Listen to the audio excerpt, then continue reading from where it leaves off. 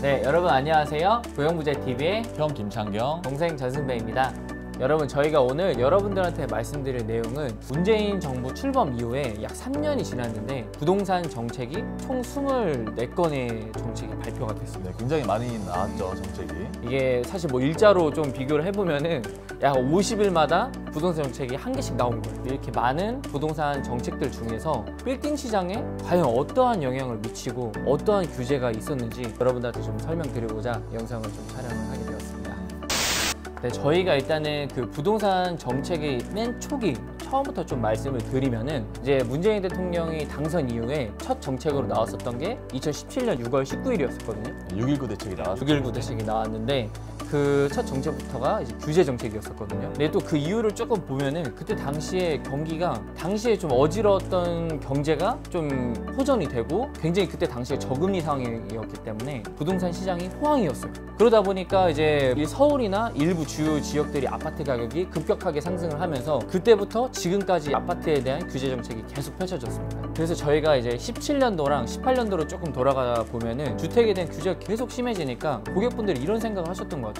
아, 내가 이제 주택이 아니라 다른 걸로 좀 투자를 해볼까? 남들이 이제 계속 꼬마 빌딩 하는데 나도 좀 꼬마 빌딩을 좀 투자를 해볼까 생각을 하셨는데, 이게 어려웠던 부분이 뭐냐면은 사실 아파트에서 상가 건물로 넘어가려면은 좀 알아야 될 게 너무 많거든요. 많죠. 이런 게 조금 너무 어렵다 보니까 처음에 이 분들이 담대하게 투자는 못 하시고 조금 학습 효과를 좀 많이 하셨던 것 같아요. 많이 공부했던 시기였던 것 같아요. 제가 봤을 때. 정리하면은 투자를 바로 하시는 분은 거의 없었고 조금 상담 위주로 좀 많이 이루어졌었던 것 같습니다. 네, 그래서 정리를 하자면 이번 정부 정책의 기본적인 골자는 대출 규제, 규제 지역 확대, 보유세 증가 이런 주택에 대한 규제들이 많았기 때문에 주택을 가지신 분들이 상가 건물 쪽으로 관심을 돌리는 그런 도화선을 했다라고 생각을 하면 될 것 네, 같아요. 딱 그게 맞는 것 같아요. 네. 다음은 2017년 12월 13일 12.13 대책 때 임대주택 등록 활성화를 위한 정책이 나왔어요. 네, 이 정책이 나오기 전에 2017년도에는 임대주택 신규 등록이 57,000명이었어요. 57,000명? 네.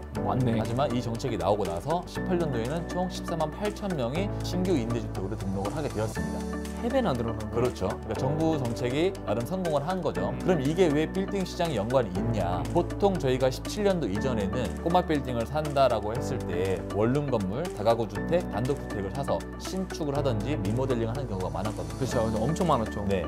그런데 이때 등록한 임대주택 중에 다가구 건물, 단독 주택이 많았습니다. 그래서 이때 임대주택으로 묶인 매물이 많다 보니까 매물이 시장에 안 나오는 거예요. 그래서 빌딩 투자를 하시는 분들, 리모델링이나 신축을 해서 시대착을 보려고 하시는 분들에게는 선택지가 그만큼 줄어들었다. 그럼 결국 상가 건물 쪽으로 눈이 돌아갔다라는 현상이 발생했다라고 보시면 됩니다.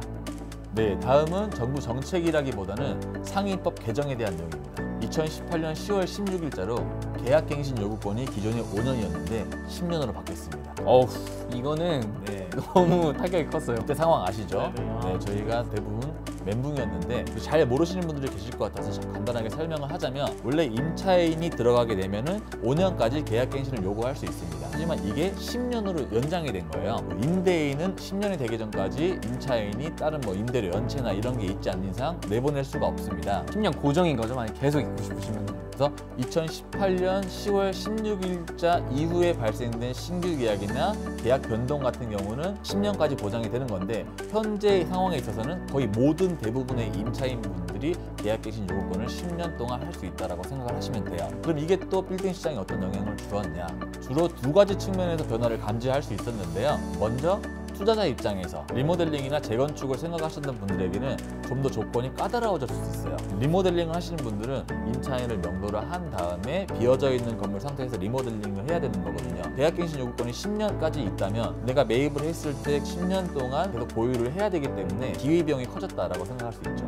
그리고 투자자 입장이 아닌 소유주의 입장에서 봤을 때 계약갱신 요구권이 10년 동안 늘어나면 그만큼 임차인과 임대인의 갈등이 더 많이 발생될 수밖에 없는 상황이거든요. 건물을 소유하고 계신 분들이 직접 관리를 하기보다 위탁 관리에 대한 생각을 많이 하게 된 계기가 되지 않았나라고 생각을 합니다. 2019년도에 그 대망의 12월 16일 날 12.16 부동산 대책을 발표를 합니다. 이때도 뭐 정책 진짜 어마어마했어요. 뭐 종합부동산세 인상하고 분양가 상한제 확대하고 뭐 LTV 규제 강화하고 이렇게 했었었는데, 제가 진짜 머리를 한 대 맞은 것 같은 규제 정책이 하나 있었어요. 15억 초과 주택에 대해서 주택담보대출 금지를 한 정책이었었거든요. 아예 대출이 안 나오는. 네, 대출이 아예 안 나왔어요. 저희가 이제 빌딩 시장에 미친 영향을 저희가 좀 말씀을 드리면은 사실 이제 강남 3구에 20억이나 30억으로 상가주택이나 다가구 주택, 다세대 주택 아까 팀장님 말씀하신 것처럼 매입을 하시는 분들이 많았거든요. 그렇죠. 10억 초과 되는 주택에 대해서는 대출이 아예 안 나오니까 이때부터는 저희도 이제 본격적으로는 거래가 거의 없어지는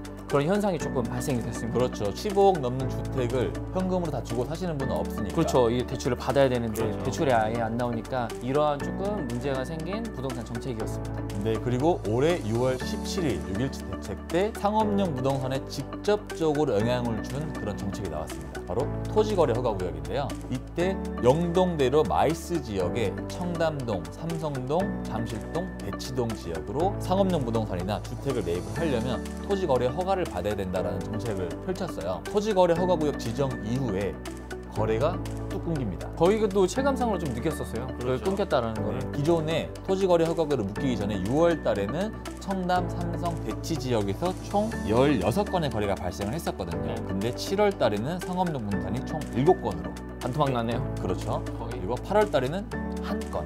네, 아예 거래량이 없어진 수준으로 거래량이 끊긴 건데 그럼 이 정책이 투기 세력을 막는 정책으로 성공을 했느냐? 그렇진 않아요. 이 마이스 지역으로의 투자 세력이 어디로 갔냐? 신사 노년으로 가는 그런 풍선 효과가 발생하게 됩니다. 풍선 효과가 뭐냐면 풍선이 있어요. 여기를 누르면 여기가 튀어나와요. 그러니까 이 풍선 안에 있는 공기는 똑같습니다. 청담, 삼성, 대치를 누르니까 신사 노년이 튀어나오는 거죠. 네. 6월 달에는 신사 노년으로 18건의 거래가 발생이 됐었는데 7월 달에는 27건으로 늘어나요. 네. 그리고 8월 달에는 삼성, 대치, 청담이 1건이었는데 신사 노년은 23건의 거래가 되어서 그 모든 수요가 신사 노년 쪽으로 왔다라고 생각을 하시면 됩니다. 그나마 이제 9월 달에는 총 삼성, 대치, 청담 지역으로 총 10건의 거래가 되어서 다시 거래량을 일부를 회복을 했지만 그래도 많이 신사 노년 쪽으로 넘어갔다라고 생각을 하시면 됩니다. 네, 그리고 다음으로 7월 10일 날 바로 또 나름 센 규제가 나옵니다. 710 대책. 모든 법인이 주택을 매입을 하면 그 취득세를 12%를 때리는 그런 정책이 나왔습니다. 원래 기존에는 법인은 주택이 뭐 100개가 있든 몇 개가 있든 간에 약 1%에서 3%가량의 취득세를 납부를 했었는데 정부는 모든 법인의 주택 매입은 그냥 투기로 본다는 거죠. 그래서 모든 주택 거래에 있어서 취득세를 12%로 매기게 됐는데 이것도 마찬가지로 빌딩 시장에 영향을 주게 됩니다. 사실 이 정책이 7월 달에 나왔는데 그전 6월에는 6월 달에만 총 12,000건의 법인의 주택 거래가 있었어요. 왜냐면 개인의 주택 거래를 막다 보니까 그 모든 주택을 법인이 매입을 하기 시작했던 거죠. 네, 그것 때문에 이 정책은 법인에 대한 주택 거래를 막았다라고 생각을 하시면 돼요. 아예 그냥 법인으로는 사지 마라. 딱 이런 내용이죠. 원래 법인은 유휴자금이 있어요. 근데 그 유휴자금을 주로 투자 쪽으로 많이 쓰게 되는데 주로 주택 쪽으로 투자를 했던 겁니다. 하지만 주택 거래가 막히다 보니까 이제 이 유휴자금을 상가 쪽으로 눈을 돌리게 되는 마찬가지로 또 정책으로 인해 상가에 대한 수요가 올라가게 되는 정책이 펼쳐졌던 거죠. 그리고 또 7월에 개인 유사 법인 과세 제도라는 거를 새롭게 만들었습니다. 그러니까 쉽게 설명하자면 개인과 같은 법인은 개인처럼 세금을 매기겠다라는 거예요. 지금 현재 개인은 소득세가 최고 구간이 42%죠. 네, 맞아요. 법인은 25%인데 법인이 나름 세금 혜택이 있었는데 개인과 같은 법인은 그냥 개인처럼 매기겠다라는 정책이 나와서 개인으로 건물을 살지 법인으로 건물을 살지라고 많이 고민하셨던 분들은 이 제도가 나오고 나서부터는 그냥 개인으로 거래를 많이 하겠다라는 그런 결정에 있어서 방향성을 잡게 해주는 그런 정책이었던 것 같아요. 네, 그 다음에는 저희가 원래는 이제 7월 31일 날 주택임대차 보호법이 개정된 부분이 있는데 그건 제가 뒤에 한 번 더 설명을 드리고 9월 29일 날 상가 임대차 보호법이 한 번 더 개정이 됐습니다. 크게는 좀 두 가지 내용으로 말씀을 드릴 수 있는 게 코로나19 때문에 좀 이렇게 변경이 된 내용이거든요. 네, 첫째로는 9월 29일부터 약 6개월 동안 연체된 차액은 연체액으로 보지 않습니다. 그 말은 뭐냐면은 기존에는 저희가 3기 이제 즉 3달이 연체가 되면은 계약 갱신을 거절을 하거나 계약을 해지가 되는 사유가 될 수가 있는데 이 기간 동안은 이 부분을 아예 인정을 하지 않는다라는 내용입니다. 그래서 이게 조금 문제가 되는 부분은 뭐냐면은 건물을 투자를 하려고 하면 대출을 크게 받아서 임대료를 받는 걸로 해서 이제 이자를 건물주들이 갚았는데 이제 이 부분이 6개월 동안 연체가 된다고 하면은 자금 상황이 좀 문제가 생기게 되는 거죠. 그렇죠. 대출을 받아서 건물을 매입하신 분들은 이자를 못 갚는 상황이 발생할 수 있는 거죠. 그렇죠. 그리고 이제 두 번째로는 차임 등의 증감 청구권이 있는데 이제 코로나19처럼 1급 감염병이 생겼을 때는 임차인이 임대인한테 임대료를 조금 깎아달라 감액을 청구를 할 수가 있습니다. 근데 이거를 이제 청구할 수 있는데 이 부분은 임대인이 거절을 할 수는 있는데 만약에 임차인이 소송을 해가지고 이길 경우에는 임차인이 신청한 날로부터 감액을 청구를 받을 수가 있어요. 근데 이제 또 반대로 이 1급 감염병이 좀 해결이 됐을 때는 다시 기존의 임대료로 이제 다시 원상복구를 할 수가 있습니다. 관건은 코로나가 언제 끝나느냐. 그게 문제인 이게 거죠. 가장 관건일 것 같아요. 그래서 얼른 사라져야 됩니다. 코로나 박멸. 없어져라. 네, 그리고 제가 처음에 말씀드렸던 7월 31일 날 이제 주택임대차 보호법이 개정이 됐는데 저희가 이제 다들 알고 계신 임대차 3법이에요. 전월세 신고제, 전월세 상한제, 계약갱신 청구권제가 있는데 네, 그리고 이제 11월 19일 날에 전세 주택을 이제 공급을 하겠다라는 대책이 조금 나왔어요. 이 두 가지 대책이 나왔는데 사실 이게 제 생각으로는 빌딩 시장에는 크게 영향은 없을 것 같아요. 그리고 이제 11월 19일 날 나왔던 정부 대책 같은 경우도 전세를 조금 많이 공급을 한다라는 부분인데 그 공급 내용이 뭐 상가나 아니면 이제 호텔을 조금 리모델링이나 개편을 해서 제공을 한다는 내용이지만 약간 좀 시기가 좀 지나봐야지 어떠한 영향이 끼치는지를 좀 알 수가 있을 것 같습니다. 제가 봐도 이 정책은 빌딩 시장에는 큰 영향을 줄 것 같지는 않습니다. 저희도 또 그런 생각이 듭니다. 네, 저희가 지금까지 문재인 정부가 들어와서 부동산 정책을 총 24번을 냈는데 그 중에서 빌딩 시장에 영향을 미쳤던 정책들을 저희가 뽑아봤습니다. 정리를 해보자면 일반적으로 대부분 주택에 대한 규제였어요. 주택에 대한 규제였기 때문에 오히려 이러한 정책들은 빌딩, 상가 건물에 대한 수요를 더 높이지 않았나, 관심도를 높이지 않았나 라고 생각을 합니다. 그렇다 보니까 저희가 필드에서 매일매일 시세를 체크를 하잖아요. 정책 이후로 빌딩 값이 계속 올라가고 있어요.